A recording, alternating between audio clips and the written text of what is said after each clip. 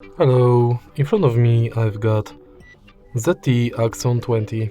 In this video I'll show you how to add internet speed indicator to status bar.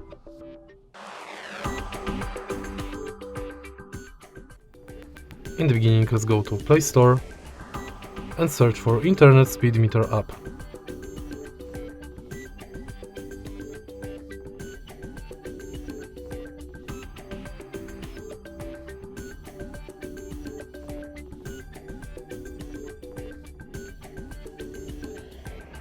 Now install this app.